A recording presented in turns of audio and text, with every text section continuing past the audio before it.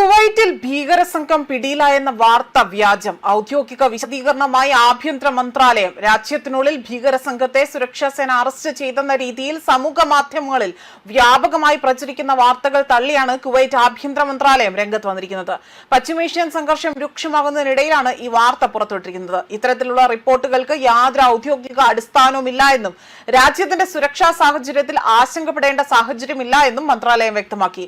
ദേശീയ സുരക്ഷയുമായി ബന്ധപ്പെട്ട എല്ലാ വിഷയങ്ങളും സർക്കാർ പരമാവധി സുതാര്യതയോടെയാണ് കൈകാര്യം ചെയ്തതെന്നും സുരക്ഷാ സംവിധാനങ്ങൾക്കുണ്ടായ ഔദ്യോഗിക ചലനങ്ങളുടെ അതുമാത്രമല്ല ജനങ്ങളെ ഇത് അറിയിക്കുകയും കൂടെയാണ് ഇവിടെ ചെയ്തിരിക്കുന്നതെന്നും അധികൃതർ വ്യക്തമാക്കുന്നുണ്ട്. സമൂഹ മാധ്യമത്തിലെ അഭ്യൂഹങ്ങളും സ്ഥിരീകരിക്കാത്ത വിവരങ്ങളും വിശ്വസിക്കരുതെന്നും മന്ത്രാലയത്തിന്റെ ഔദ്യോഗിക പ്ലാറ്റ്ഫോമുകളിൽ പ്രസിദ്ധീകരിക്കുന്ന വിവരങ്ങൾ അത് മാത്രം ആശ്രയിക്കണമെന്നും പൊതുജനങ്ങളോടും അവിടെയുള്ള പ്രവാസികളോടും ഇപ്പോൾ അഭ്യർത്ഥിച്ചിരിക്കുകയാണ്. രാജ്യസുരക്ഷയെ ബാധിക്കുന്ന തരത്തിൽ വ്യാജ വാർത്തകളും അഭ്യൂഹങ്ങളും പ്രചരിപ്പിക്കുന്നവർക്കെതിരെ നിലവിലുള്ള നിയമങ്ങൾ പ്രകാരം കർശന നടപടി സ്വീകരിക്കുമെന്നും ആഭ്യന്തര മന്ത്രാലയം മുന്നറിയിപ്പ് നൽകി. അതേസമയം പശ്ചിമേഷ്യയിലെ സംഘർഷാവസ്ഥയിലും നിർണായകമായ ചില നയതന്ത്ര നീക്കങ്ങൾ പുരോഗമിക്കുകയാണ്. ഇറാൻ അമേരിക്ക സംഘർഷത്തിൽ കൂടുതൽ ആക്രമണങ്ങൾക്ക് US പ്രസിഡന്റ് ഡൊണാൾഡ് ട്രംപ് അനുമതി നൽകിയിട്ടില്ല എന്നതാണ് റിപ്പോർട്ടുകൾ.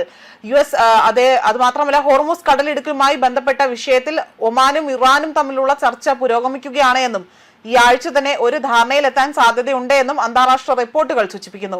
കൂടാതെ തന്നെ സംഘർഷം കൂടുതൽ വ്യാപിപ്പിക്കുന്നതിൽ നിന്ന് ഇസ്രായേലിനെ അമേരിക്ക പിന്തിരിപ്പിച്ചെന്ന വിവരങ്ങളും പുറത്തുവരുന്നുണ്ട്. ഇറാനെതിരായ സൈനിക നടപടികളിൽ തങ്ങൾ പങ്കാളികളല്ല എന്ന് കുവൈറ്റ് വീണ്ടും ആവർത്തിക്കുകയും ഇത് സംബന്ധിച്ചുള്ള ചില വിദേശ മാധ്യമ റിപ്പോർട്ടുകൾ തള്ളുകയും ചെയ്തു.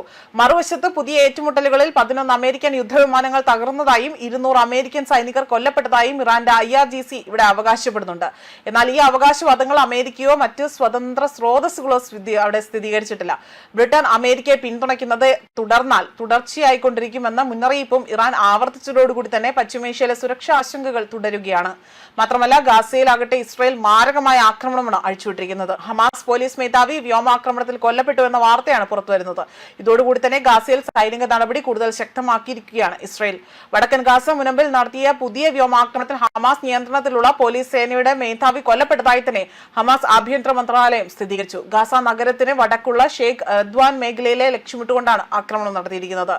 ആക്രമണത്തിൽ കൊല്ലപ്പെട്ട 5 പാലസ്തീനികളിൽ ഒരാളാണ് ഹമാസ് പോലീസ് മേധാവിയായ അൽ മഗ്വത്ത എന്ന വടക്കൻ ഗാസയുടെ ഗവർണറായി പ്രവർത്തിച്ചിരുന്ന അദ്ദേഹം ഹമാസിന്റെ ഭരണ സുരക്ഷാ സംവിധാനങ്ങളിലെ പ്രധാന വ്യക്തികളിൽ ഒരാളായി തന്നെ കണക്കാക്കപ്പെട്ട വ്യക്തി കൂടിയാണ്. ന്യൂസ് ഡെസ്ക് കർമ്മ ന്യൂസ്.